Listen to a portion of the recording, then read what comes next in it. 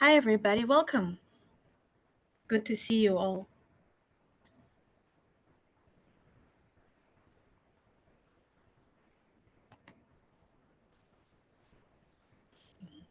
My name is Alexandra, and I'd like to welcome you all to session three of the Volunteer Coordination Peer Call.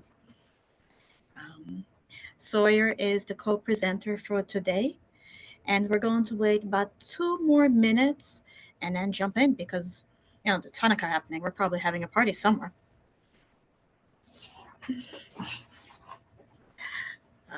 Just as we're waiting for the rest of the folks, by the show of, I guess, either thumbs up or like either physically or in the chat, how many people had to deal with Hanukkah parties this week?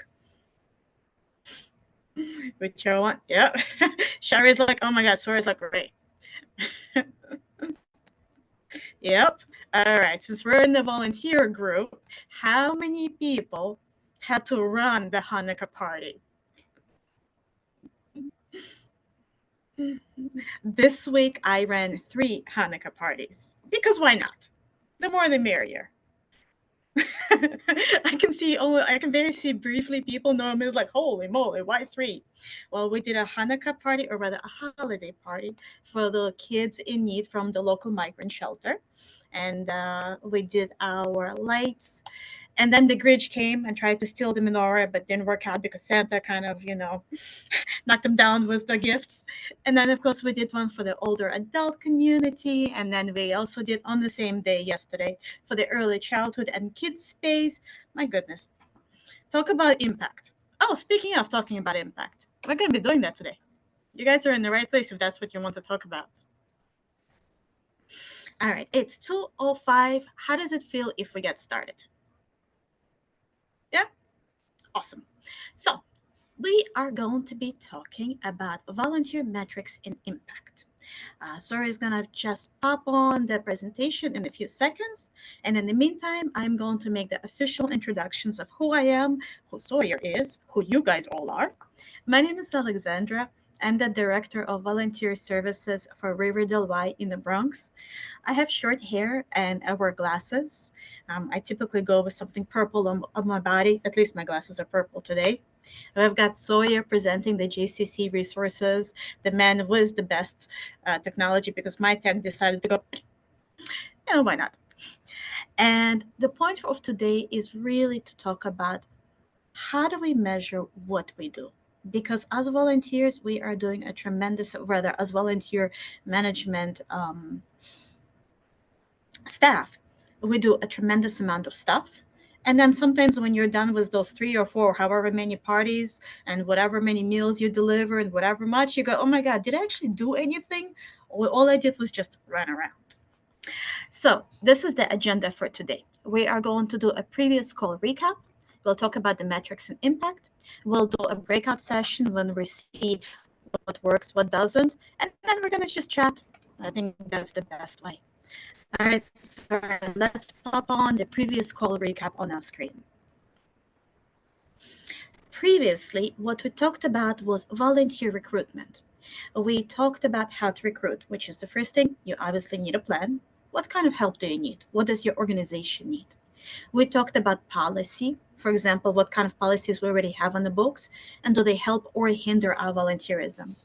We talked about positions and practices, defining the role of positions, and then keeping track of applications. What's your intake process? Do you just randomly ask everybody to show up, or are you really being more mindful specific? We talked about personas, what type of characteristics of the role that you need, um, and then we talked about partnerships, places of worship, universities, locations that serve perhaps neurodivergent folk or people you wouldn't usually think about. If you guys want to talk deeper about volunteer recruitment, the call is on the JCC resources page, and I'm definitely available to talk about it. But in the meantime, we'll jump right into the next call. Volunteer metrics and impact, unleashing the power of data for meaningful change. So the next slide over here says the need for metrics and evaluation. Really, why? Why are we being asked to keep track of everything? For me, UGA is asking me to keep track of this stuff every 6 months. My donors are asking me, what did you do with your money? My management is asking me, what did I do with my time? Because there's only so much of it, right? So much money, so much time, but the needs are really, really big. So also we want to keep track of everything because we obviously want the money to report to our funders. And finally, we personally want to improve ourselves because honestly, the volunteers were there every single night, serving meals, planting gardens, but it takes time to see the impact. So you want to tell them, hey, you guys did a good job, and here's why. Now, the difference between metrics and impact. Next slide, please. So we've got metrics, that which you can count. Quantifiable data points measuring volunteer activities. And the impact is the qualitative. Hey, Lev, no. Oh, Lev is leaving us in 3 weeks. All right, we're talking to Lev. Well, right, we're done because he probably has a ton of experience. So the impact is the qualitative stuff, the stories behind what we do. I'm about to get into the nitty gritty of the stuff. I promise you it's not interesting, but tough luck. When we're done talking about it, it will be interesting. So, the next slide, here's an example of the metrics versus the impact. And if it's something that you guys already know, good. Maybe you can share some of your experiences later on. So, the metrics, they're pretty obvious, right? How many meals did we serve? Let's say 200 meals, 5 days a week. We served them to specifically the older adult community, and it was in person. It wasn't homebound, it wasn't little kids, it wasn't 4 days, specific quantifiable numbers. And the impact is improved nutrition for older adults or enhanced community well being because people are sitting all together at the same table. Or we're making sure that people who are of lower means, well, they got some food on their table. Now, on the next slide, we've got types of metrics. Here comes the more boring stuff. Those of you who are not numbers people, I'm sorry, you're going to be like, oh my goodness. All right. So you got your hours contributed, right? So, for example, today I had one person who was upstairs taking care of 60 people because I'm in meetings all day. I'm a terrible director of volunteers. And she served 60 meals for 3 hours. And she did a phenomenal job. And I know this because she clocked in. I know exactly the amount of meals that she did, and then she clocked out. The tasks completed, she physically set up the tables, she poured water, she did soup, the whole 9 yards. The skills utilized. I had another volunteer. I have a person here who comes in every single day, 5 days a week, for 5 hours a day, and they update the Department for the Aging's statistical data because it's nonstop in the city of New York. So that's a task that they had to do. And finally, volunteer satisfaction. These amazing people, they're not getting paid. They're getting nothing out of us except for occasional gift card, maybe a t-shirt, a pack of fun socks, and they keep coming back. That is amazing. Why they keep doing it? Why they want to make a difference in the world? To me, it's mind blowing. So that's another metric, the volunteer satisfaction, right?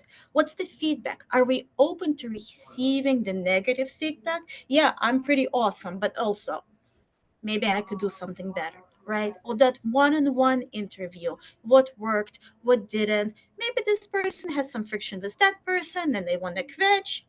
That's all quantitative. Fair enough for the type of metrics? All right.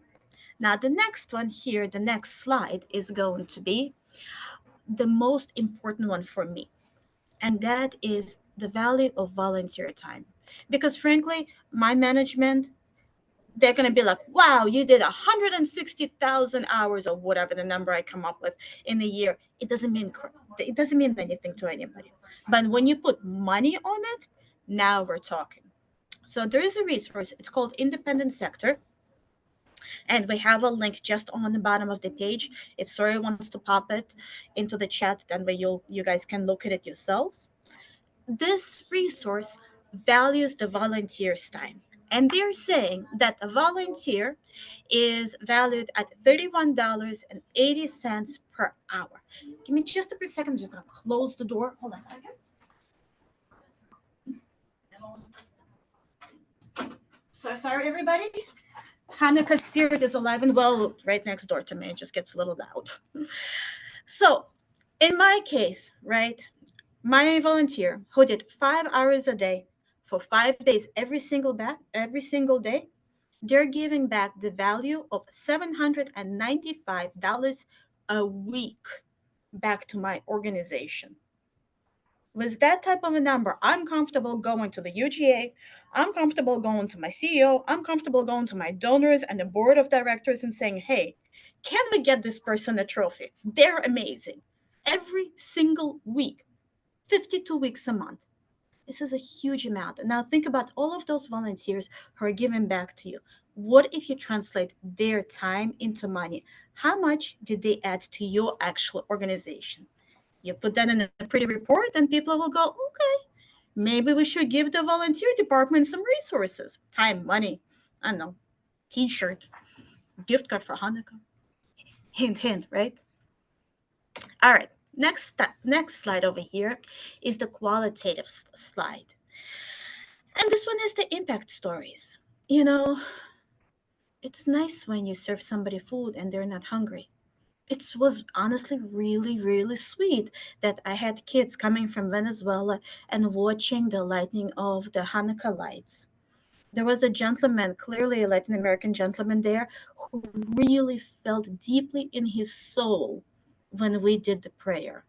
It was very clear that he's Catholic. I wasn't having conversation with him, so I'm assuming, but you guys know when you feel it, how do you translate what I saw into a story that kind of pulls on the strings? Those are real stories that truly showcase the positive change by doing a holiday party, not a Christmas party, but a holiday party, maybe for a demographic that's not predominantly Jewish. I know that we made an impact at the Y for this, right?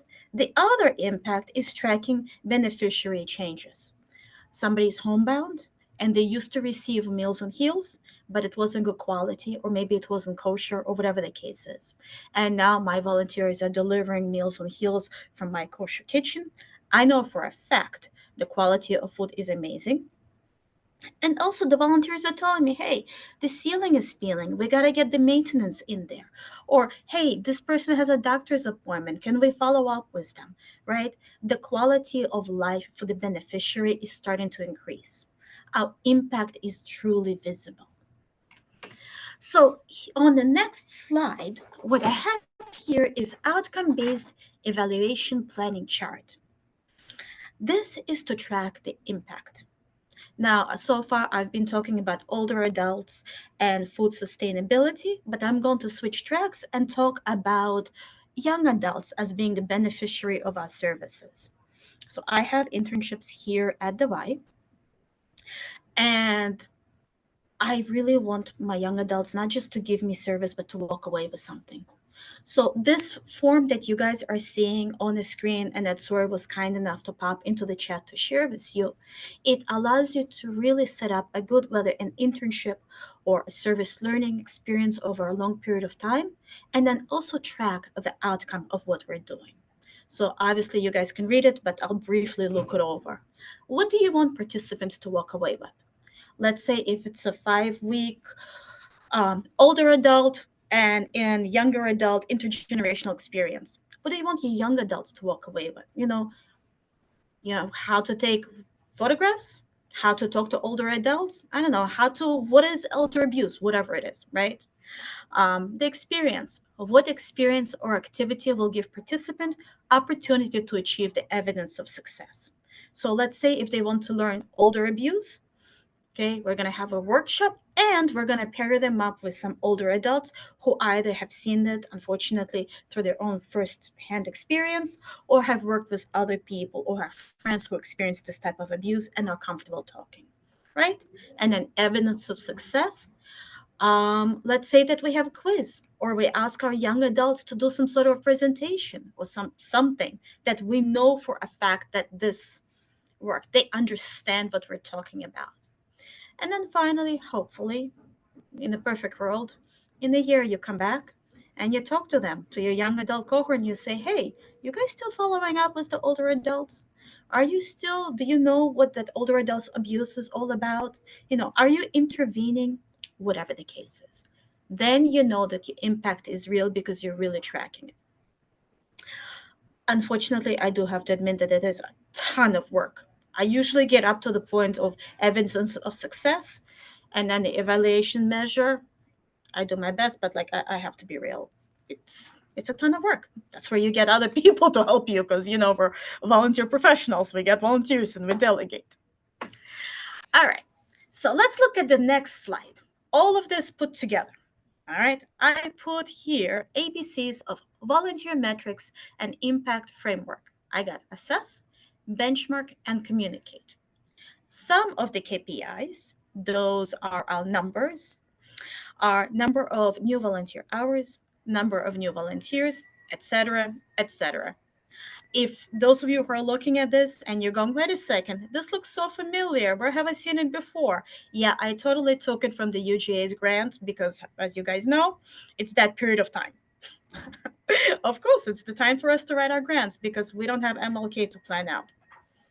Anyways, so on the other side, I've got here value added formula, how to actually keep track of those volunteer hours, and then the return on investment. I'm gonna skip reading this. The next and Sawyer, I think you may have already done it. Yup, thank you very much. He put up a Google Doc with all of these numbers. I created the template. You pop in your numbers and you see what happens. Here's the thing. You know you did good if you're in a positive ROI. You know you did bad if you're in a negative ROI. You know you did good if somebody is telling you something good, that you made a difference in somebody's life. You know you didn't do so good if they're like, yeah, whatever, we got some food, whatever, big deal. I mean, it really does come back down to that, the assessment. Our next slide here is benchmark and communicate. And this is the part where I actually want to ask all of you to participate. As I was preparing for this conversation, I realized we as volunteer professionals don't actually have a benchmark to measure ourselves against. I mean, how many meals is enough? How much impact is good enough? What is good? What is bad? I mean, I have to admit, most of the time I'm coming up with this as I go, and if it looks okay, it looks okay. But nobody is checking me. There's nobody I'm accountable for. I looked through the JCC resources. I didn't find anything of benchmarks for volunteer professionals.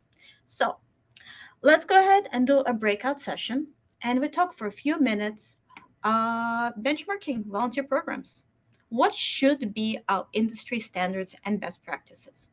And in this case, try to keep track of it so we can actually talk about it. And I have pen and paper, the old fashioned way. We're going to write it down and create our own benchmarks. How does that sound?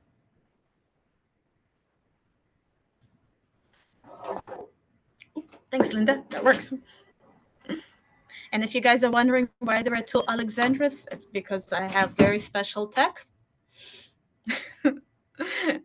And I'm reading from one small screen onto a big screen while Sora is casting it onto all of your screens. Special tech over here.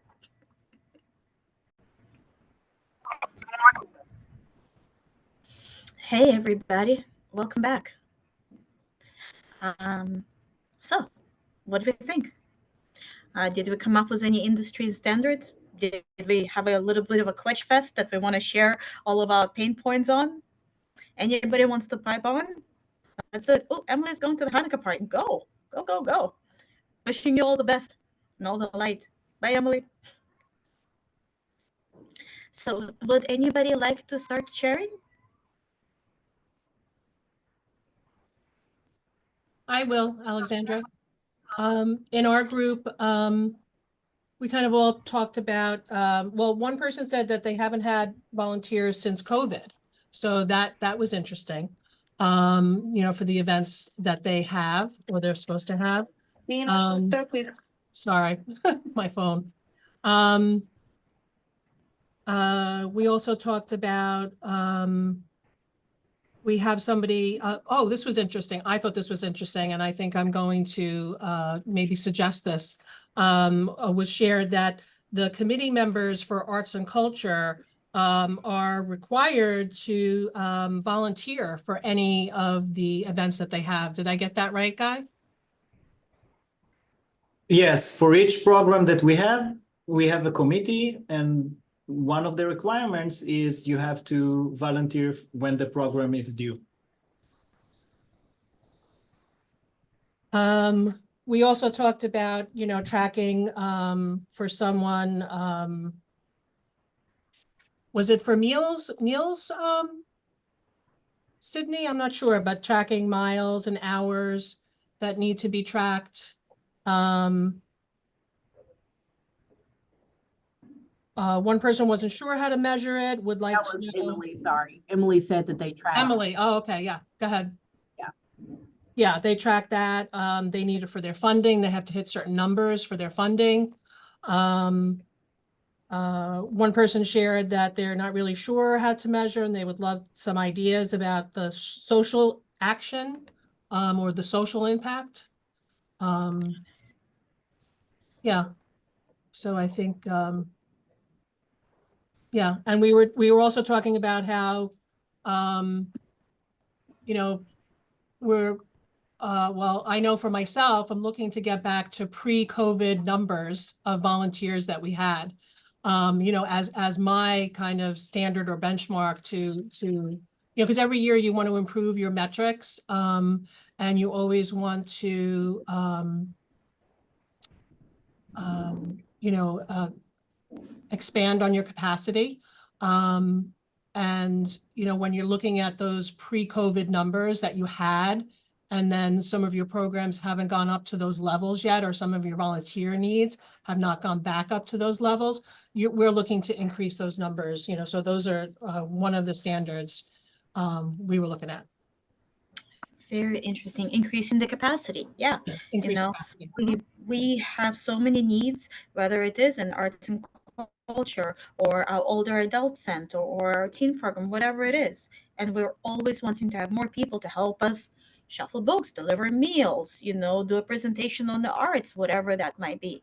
Yeah. Alinda, at the previous session, we had a discussion, right? And she called the volunteers as staff extenders. And I've absolutely stolen that line. You know, as you look at your personal departments and you go, oh my goodness, I have so much work to do. Consider those special committee members. Are you comfortable trusting them to extend your reach to do more, your staff extenders? I think that we had three groups, maybe. Was there another somebody else who wants to share?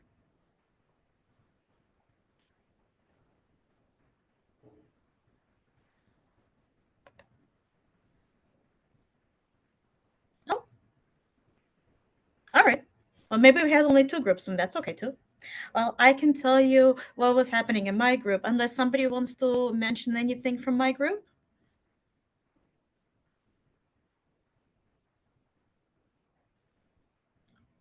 Fair. I mean, I'm clearly comfortable talking, so sorry, you guys get to listen to me. Well, we talked a little bit about the fact that it was interesting. I ended up being the person who was experienced in volunteerism, and the other folks in my group were just walking into their roles and just getting the experiences. And somebody mentioned that they're in the process of also building either committees or maybe the volunteer group. And I asked them, how would you keep track of your things? And so they mentioned a couple of interesting things, setting, marketing, your registration, your content, in order to make a good program. And sometimes that's exactly what you might also think of when it comes to volunteers. For me, it's a double edged sword because being a person who manages volunteers, am I making my program for my beneficiaries or am I making my program for my volunteers? Who am I keeping busy? Right? And that's a question as well that's really important for me. I also mentioned a word, time, talent, and treasure. And I think that's something might be relatable. And somebody in my group also mentioned, what, we can't always be asking people to donate. Just them helping us out in the community is good enough because not everybody has the resources in terms of finances. Were there any other thoughts that somebody wanted to share during this call as it relates to benchmark um, industry standards and best practices? All right. So We like that. just a funny thing that I would like to share. When you ask someone to volunteer, it's always kind of, do you want to volunteer and stuff like this. But a lot of time people ask how they want to help. And I came from a development position before that. And usually there's a very common saying when you ask someone to volunteer, sometimes they offer you money. And when you ask someone for money, they will give you their time. So, it's like a lot of time you need to give the people the opportunity. You say, hey, do you want to maybe take a part in this program? You can do it both ways, in if you want to donate something or if you want to volunteer. And sometimes it will be easier to choose. Yeah, I would love to volunteer, or sure, how much do you want to get? So you can hit both subjects in one question. That's really fascinating, Guy, because I specifically focus on volunteerism. I always feel so weird. Like, I'm already asking you to put in hours of your time. I'm also going to ask you to pay for it. I always find it so weird. But also, this is a nicely affluent community. Why not? Help us out. Those Meals on Heels, they don't come up out of thin air. I wish Mana would continue following them. But, it's a really And, interesting and and point. you also don't take the money to yourself. So it's not that you're asking money. It's always supporting the program. It's like, how do you want to support the programs? Here are the ways to support it. Yeah, yeah, absolutely, absolutely. I see Nat has something to share. Please, Nat, go ahead, tell us. Hi. So I didn't have a chance to answer Moria while we were still in the breakout rooms, but they were asking sort of who's in charge of the committees, because instead of like a formal volunteer like department, we do things by committee. And I answered in the chat that a staff person is ultimately like running each committee. And the system we have is instead of like a committee chair, we do an executive committee. It's typically like 3 to 5 people who then steer the general committee, which is, a dozen and up. And, Moria remarked that that's a lot of investment from the professional staff that requires a lot of oversight and a lot of time. And it really made me think about, especially when we're talking about benchmarks, if I think about the time I've invested into the committees, how that then translates to how much, like, basically how much time I get out of the volunteers in response, right? So if I am dedicating 2 hours a week to meet with the executive committee and the general committee, how many hours are they then putting in that week without my supervision? And how much labor and how much contribution am I getting from them? And so if I think about it that way, if I'm putting in 2 hours and I have 3 executive committee members who are then putting in 10 hours, and then the general committee members who are putting an hour or two in each that week, the cost benefit analysis just in terms of, so yes, it does require a substantial amount of staff oversight, but when you kind of calculate it out, we're getting incredible returns on that time investment. I completely agree with you, Nat. So I manage the volunteers for the entire organization here at the Y, which includes the older adult center, which I use often because that's the predominantly where we have volunteers for and from that membership, but also early childhood, teenagers, parents with young kids who want to expose their kids for the first time to do something good in the world. So I manage all of those people kind of at the same time with about 100 people on and off around the building a week. And I think, Linda, you manage a lot more. Am I right? And then what I do is I do push a lot of the detail, kind of day to day stuff onto specifically the department heads. Because, for example, since I work so closely with the older adults, I know some of the programming and I can support it. But when it comes to, for example, to arts and culture, how to hang up the photographs in our gallery, I mean, I'll take a nail and hammer. That's about it. I'll leave it to the professionals. So a lot of the stuff does end up falling onto the staff members. But as Ned, as you said, we see it in my organization as a return on investment. Yes, we do end up spending the time which is precious and we usually don't have. I ask the directors to provide feedback, like just general conversation, put on gloves if you're dealing with food. And if it needs to be an escalated feedback, then I kind of take back, to have a real conversation with somebody, right? Shari's gonna go. So I wish you a very good Hanukkah event. Thank you for being here, Shari. Um, so yeah, it's a challenge, it's a balance because alternatively, who else is going to do these committees? Who else is going to serve? Who else is going to do this stuff? Just nobody else. I have something else that I want to add, that we found helpful and maybe other people would find helpful. The pride of the volunteer. So they're very proud of being volunteers, and I think it's also for them and also for other people to look and to want to become a volunteer. We always bring them tags or something to hang on the, like a name tag or something, say volunteer. So book and arts festival volunteer, film festival volunteer.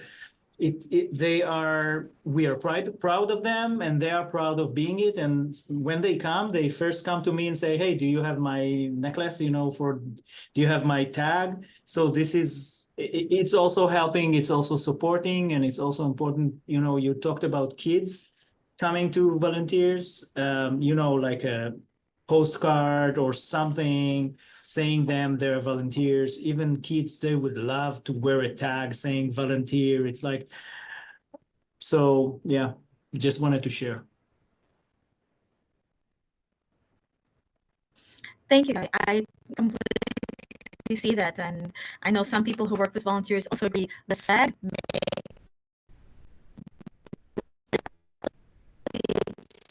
experience from, oh, I'm just a member who's using the gym. I'm just a member who's participating in the arts and culture program to look at me.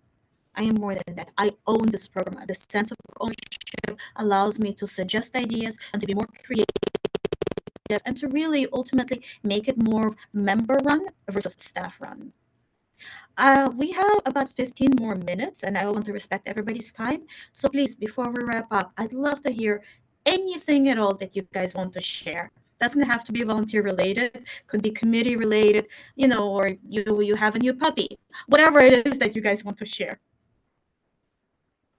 Or questions as well. We love questions. Because the point here is really to talk, to brainstorm.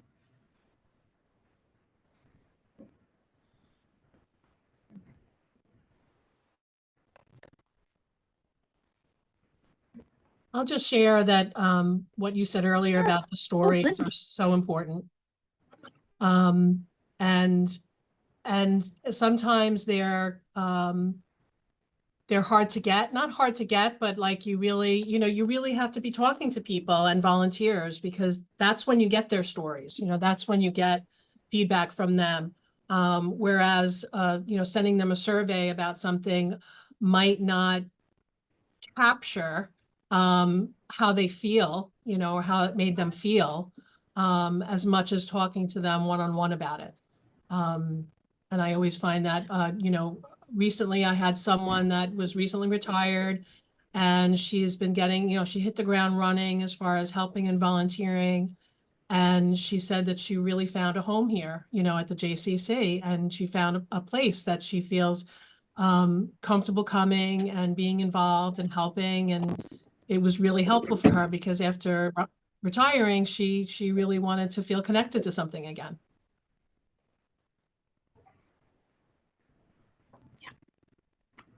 Yeah. And perhaps as you guys are running your programs, active, who are really putting in the heart and passion on else. Oh, you guys can hear me? Give me a thumbs up if you can hear me. No. All right. Wait. technical difficulties. All right. How about, hold on. Hold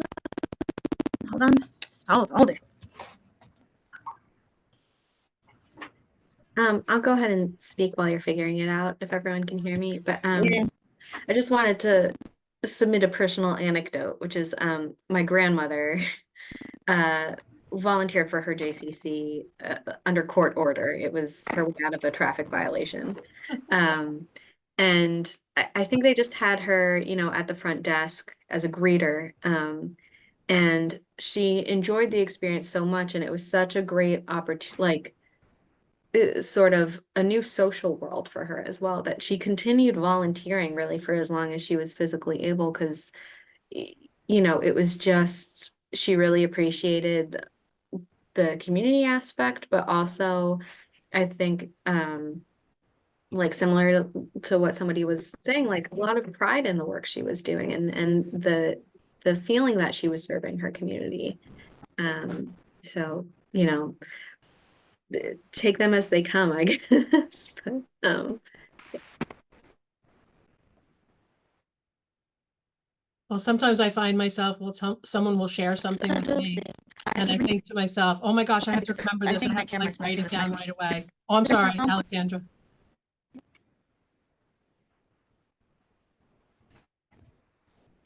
I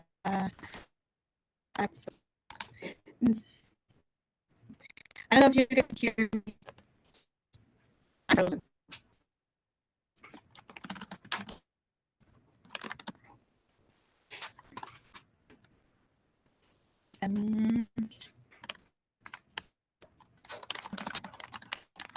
Alexandra, maybe you can write in the chat and we can read it. We can't hear you.